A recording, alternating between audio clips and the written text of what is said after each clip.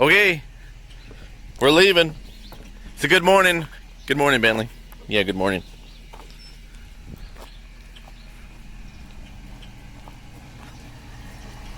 I got it. I got it.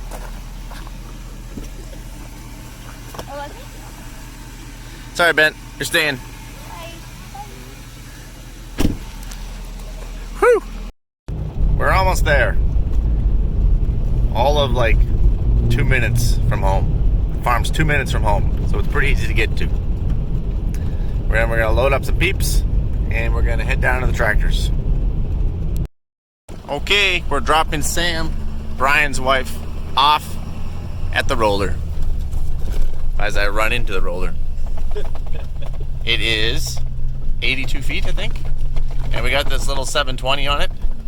Roller only outweighs it by like twice. How do we know that? Because if you try and get it up to about, what is it, 8 mile an hour, Sam? Yep. Wants to die. It wants to heat because it's just a little bit more than it can do. And then we have the 516 on the 62 foot.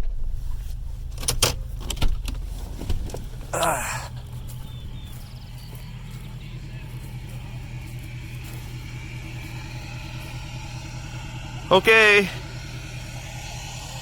Dropping her off. Now we're off for the drills. See you there. Okay. We are now just arriving at the drills.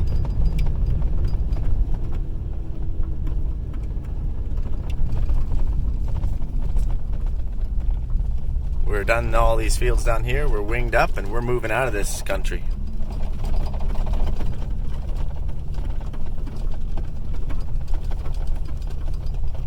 Where should I park here? I guess I should just get out of the way. Park over here on this grass.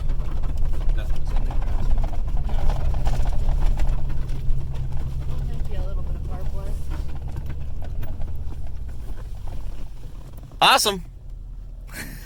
You need to back up. What do I need to back up for? Well, the 80-foot roller. So when you get out here in the morning, other than greasing them, all that maintenance stuff, that's obviously you got to do. But you also want to always give them a good walk around. You're looking for anything hanging, anything broke. You're also looking for any seed. Could there be any seed on the hitches? That would tell you that you have a hole in one of your lines. You're looking for any hoses that may have popped out. Maybe a hose popped out of a boot. Just so you know, this is called a boot. That's the hose. Sometimes it can pop out.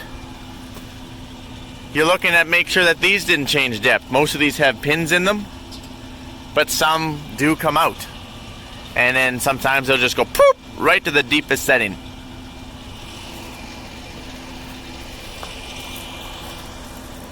You're looking at all your wheel studs.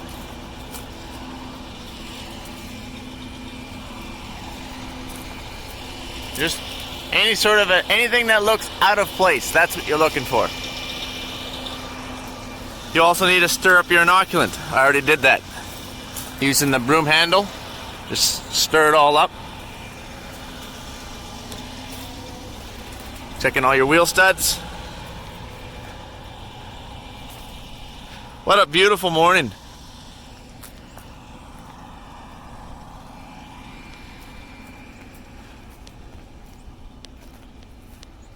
Wheel studs. Checking your conveyor, nothing's hanging off of it. You also want to check these, your metering augers. Make sure that they're all going into the tubes. Make sure nothing's broke, that you're not just metering out product and it's just dumping it right on the ground. You want to check these caps. So this basically tells you this goes to your mid-rows, right? This goes to your seed, your boots that I just showed you. So right now we got nothing going to the mid-rows because the mid-rows is just basically just for nitrogen. Heavy nitrogen applications, which we're not doing because we're seeding pulses. But, so you can change these depending on what tank. So I could take, say, this tank and I could put it to mid-rows over here, I guess, and then I could put it to seed over here. So you have these caps so you can rotate. You got to make sure you got a good seal. You don't want to have, if you have an air leak on an air drill, your accuracy will be crap, all right? You cannot have an air leak on an air drill. Ever. If it's just like a little, maybe it'll be okay. Otherwise, you're going to go out and seed about 800 acres. And then 400 acres in, you're going to be like, huh, doesn't look like I've used much seed. Hopefully you noticed it before that. And yeah, that'd be why. Because you have an air leak. What? Oh, did I? Trying to figure out why I don't have any cameras ever since I unhooked and pulled out Ashton.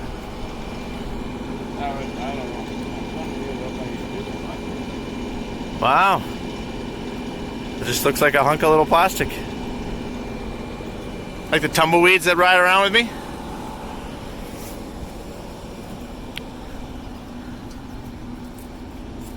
So, these are your mid-row banders, you guys. Okay, this is a great way to see it. You have 3 rows. 1 row, 2 row, 3 rows, 3 rows of seeds. That's a boot, that's a boot, that's a boot. And that shiny one down there is a point. I know most of you guys know that, but for those of you who don't, I'm pointing it out. That is a mid-row bander. So, this is an 84-foot drill, right? I've said that before. So that means there's 84 independent openers in the ground, one every 12 inches. See that? It is ran by a hydraulic cylinder, and each one is completely independent from the next. So if all of a sudden this one hits some hard ground, I can set the pressure from inside the tractor, how much packing pressure that I want. If I want 1,250 pounds of packing pressure, and all of a sudden this one is starting to trip back because there's some hard ground, it can trip back, and this one will not. You understand what I'm saying? All independent. So if the frame is going like this, the openers are just doing their own thing. It's really accurate seeding depth. This is a mid-row bander. These are really high maintenance with the scraper that you got there. As you know, that boot can plug up with mud because mud comes slinging around and go right up there like that. It's a pain in the butt. But yeah, so these are every hold on here. These are every mid-row bander, every 24 inches. There's the word I'm looking for. So if you have a seed row here and a seed row 1 foot apart, like that, the mid-row bander is dumping down the nitrogen right here. Okay, so you got your phos, you got your seed, you got your phos, you got your seed, you got all your nitrogen and sulfur right there. And then you have another mid-row bander here, and then again seed. So that's how it works. Okay? And you only have 1 line of mid-row banders. You got that? Good. So these things are on a bit of an angle. If you can see that, they're actually just on a bit of an angle, so that way they cut. So if you're starting to get into some crop, they're laying down crop, you can actually put these down even if you're not using them, and it'll chop it all up. So that's how they work. And again, that's what I was talking about in my last video when I was running out some red lentils at my mid-row bander, because I can decide wherever I want whatever product on that tank to go out any place on this drill, just by moving a few little hoses around back there. Alright guys, that's 101. It's time to get on the road here. Well guys, we're almost to our field. Been moving here for a little while. That field way up there, that's the highway. We're going to cross that. That field is 2 miles long. So this particular field that we're going to is about 1,700 acres, give or take. Something like that. Terry and Jared are working on this field.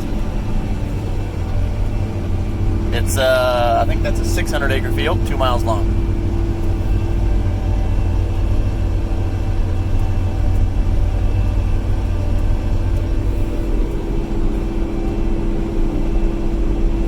So yeah, we're close.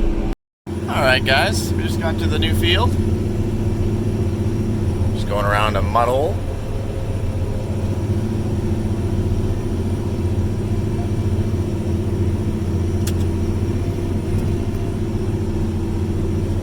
And yes, when those dry up, we'll come back after seeding. Not all of them will dry up. I bet you only 1/3 of them dry up enough that we can seed them. In which case, depending on the year, you can have a pretty big reduction in acres.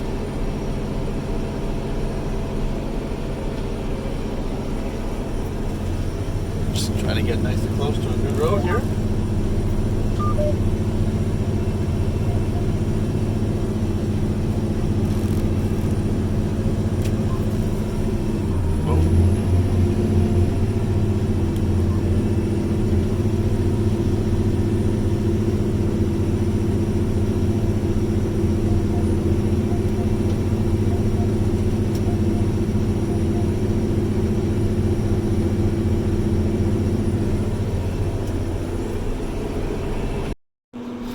Okay. We just gotta go and load. Ryan is fixing a broken cylinder. So yeah, let's get going.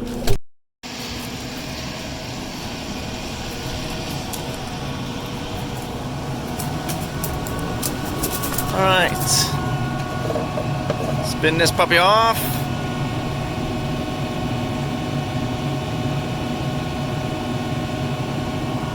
Fill. Alright. I gotta put that thing down.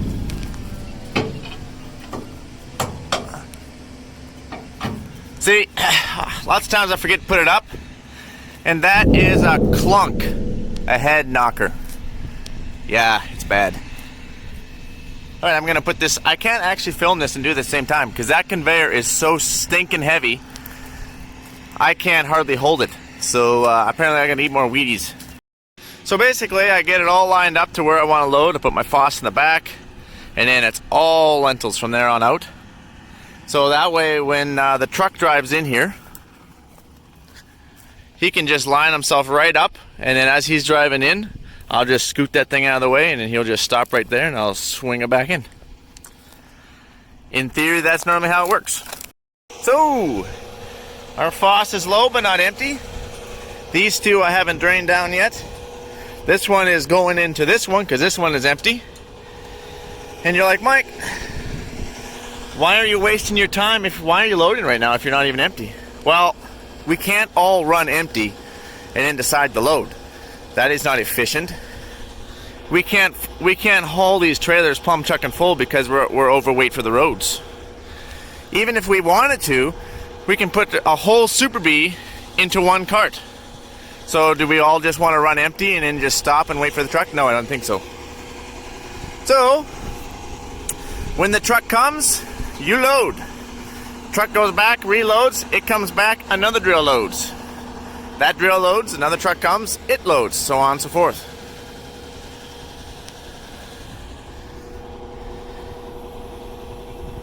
Just like that.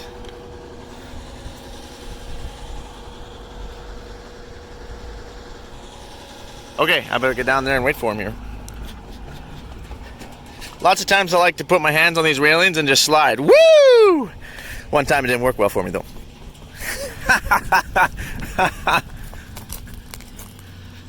Okay.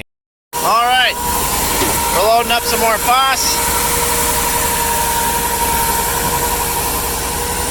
We won't load these. I only opened it up so that way it gives a little bit more clearance so that I can move my hydraulic auger all the way over here without moving the truck.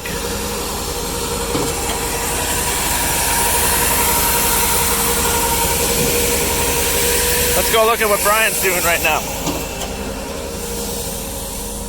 Woo!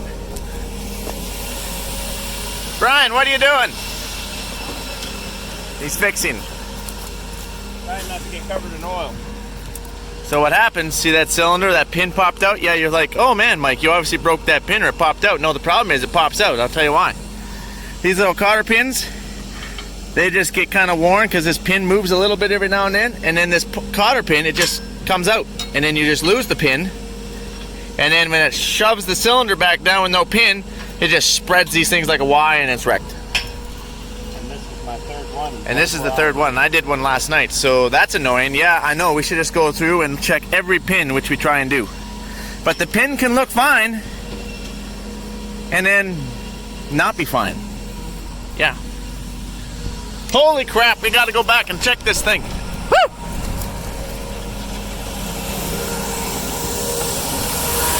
Oh, we're good. Oh, we're good. Woo! Do you ever want to just like stand up on this thing and be like the Titanic? Whoa. Whoa. Whoa. Whoa, la, la, la. Okay, yeah, I probably should do that.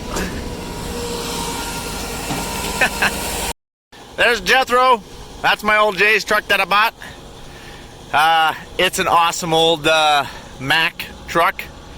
And in there we have like 6 or 7 pallets worth of this inoculant. So we can hold like 12, 14 bags in there. And then we built that little back platform. And we have an electric pallet jack in there, just moves them around, and yeah, it's awesome. I just wanted to point that out. Now I should probably continue loading. Okay, I'm gonna try to move this thing over. It's gonna be pretty hard to do with two hands. I mean, it's hard to do with two hands to begin with. Never mind, one. Wrong way. Go this way. Come on, Mike.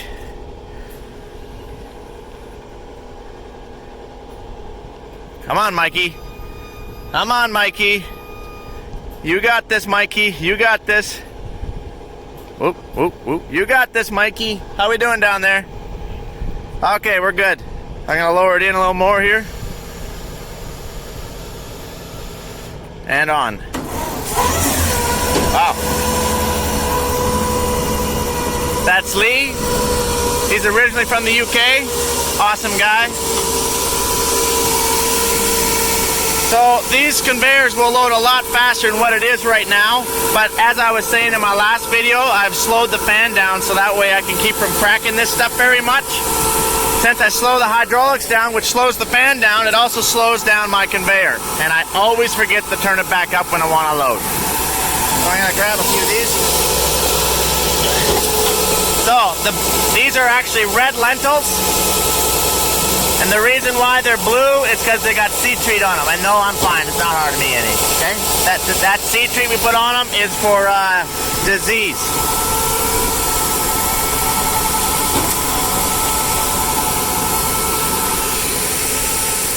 There's Rickles. Oh, looks like he even threw an air compressor in the back. So this is kind of this is a morning routine. We typically load once a day here with these lentils. That's all we gotta load. Okay. Actually, I wanted to comment.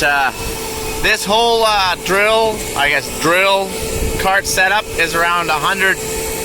That's about 110,000 pounds total right there, empty. And when you fill that cart up, it's closer to 200,000 pounds total weight. The RXs are weighted up to 60,000 pounds. Notice mine has the weights right there, so it's closer to 65,000 pounds. Okay, you guys got all that?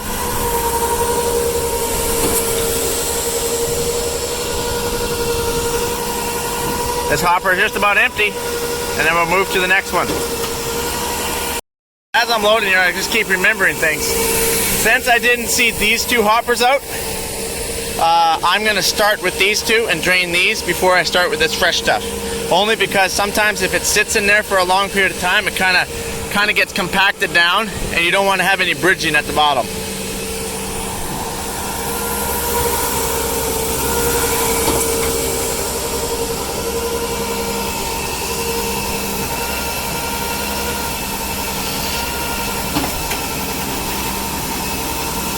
One time I jumped in here when I was loading up nitrogen, and the trucker didn't see it. This was last year. I jumped in and then I shut off the remote because I had the remote with me, right? Safety first. And the guy was legit scared who was on the trucker. He couldn't figure out where the crap I went. Also, he knew that I disappeared and the conveyor stopped. And it was a hilarious joke because I'm a bit of a practical joker. I thought it was funny. He didn't think it was that funny, but there's Ashton.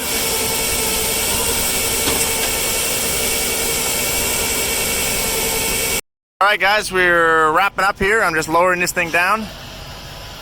It's about the only thing that I can show you because it's definitely two hands to move this big conveyor around. I'm not joking, but the one time is this thing almost down?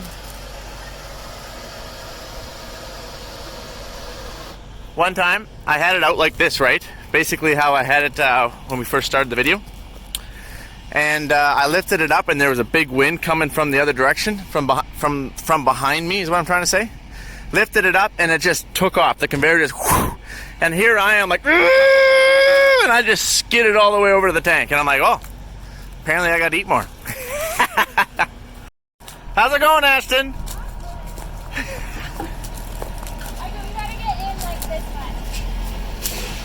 She has an auger, not a conveyor. And she is very pro case. And she hates the camera. She is absolutely frustrated that I am looking at her right now.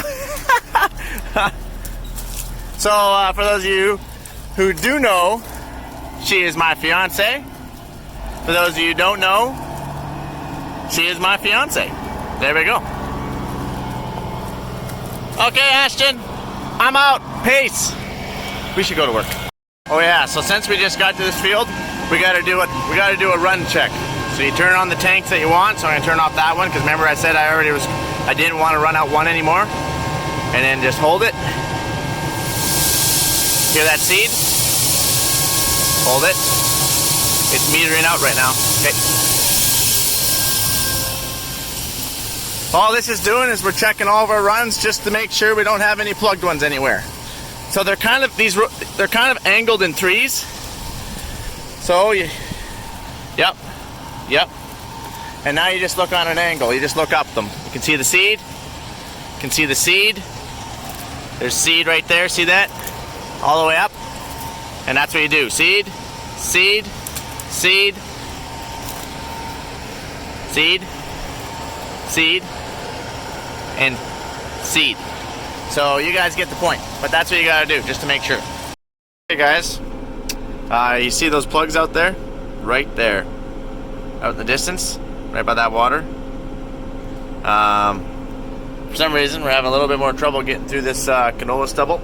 So I gotta drop my banders down to try and chop it up a little bit.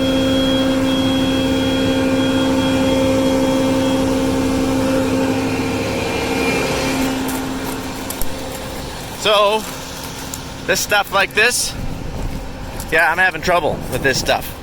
It's not going through too good. This stuff that's kind of laying down, that stuff out over there. So, we're running a Pro Till around, and a Pro Till, and for those of you who don't know, it's made by Degelman, and it's like vertical tillage, and then it tills it this way, it tills it this way. There's two rows, one at the front, one at the back, and it has these big rubber packers that pack it back down so we don't lose much moisture. Still dries it out, but I can't have that. So the problem is, see all this laying down canola last year? We had a lot of trouble. It was a really heavy crop. There was a bunch of snow in here. So that's what we're running around with the Pro Till, trying to mulch this stuff down. So that's what we have to do to get through some stuff. It's either that or harrow it. We don't have a harrow because this country never needs a harrow. In fact, this country, a harrow is the enemy, because you harrow this canola stubble down, our land can blow down here pretty easy, so you gotta be careful. So, I'm gonna try to put my banders down and chop up some of this stuff. All I gotta do is just turn a valve and we'll stick them down. Right here. There we go. Awesome. I hope that helps. Alright, how's this gonna work?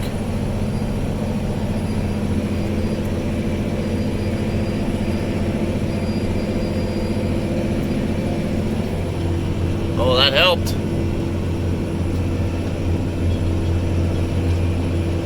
We haven't plugged yet. We definitely would not have made it through that laid down stuff without those banders down.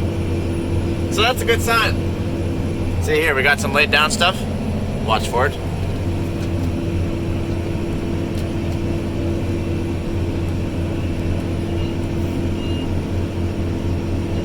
We got through it, guys.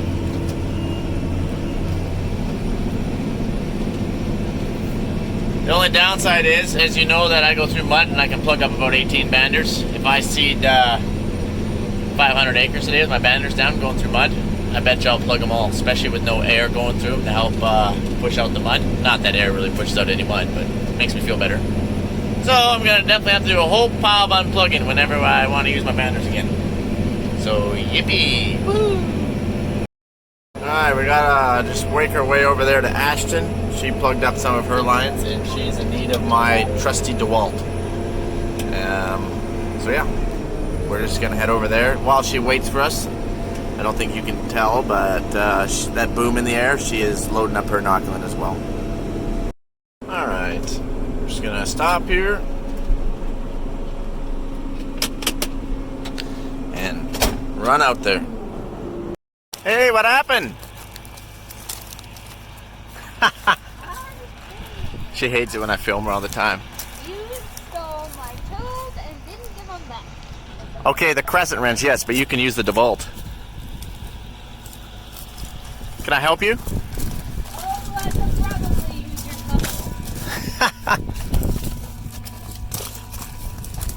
What do you got to take off here? You plug these? Because it's too big.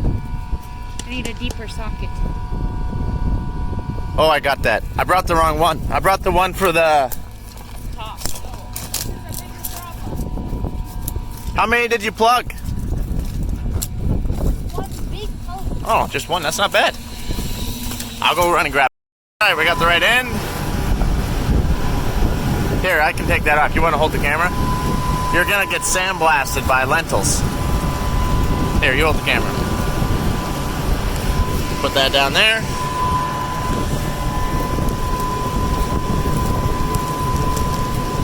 Watch your eyes. Woo! Oh, that felt really good on my wrist. Like an exfoliation for me. Like an exfoliation. I don't know. Did you just say exploitation? Okay. Exfoliation. Okay. All right. Good for your skin. Jam that thing on there. We gotta try dumping as much as we can. Relationships. They're off. I love that girl. Huh? Okay, well, we're gonna have to drain out some hose here. I gotta go. I'm gonna pull this one off now. Ashton just put that one back on. So there should be air here. Come on. Come on.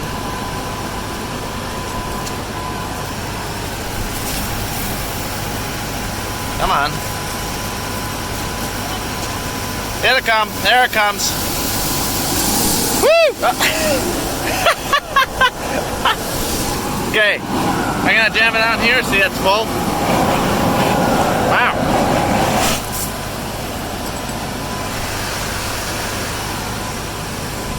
See here. Hey, it's blowing out, I think. Yeah, look at that. We hit oil. We hit blue lentil oil. We're just cleaning out the system. Come on.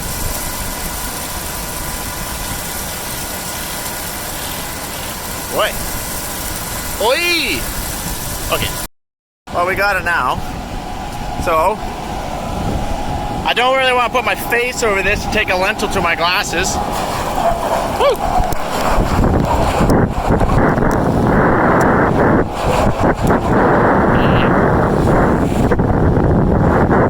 Oh my goodness, Mike. Then put the snap on it. Put these snaps on it. Done. We have successfully unplugged the drill. All right.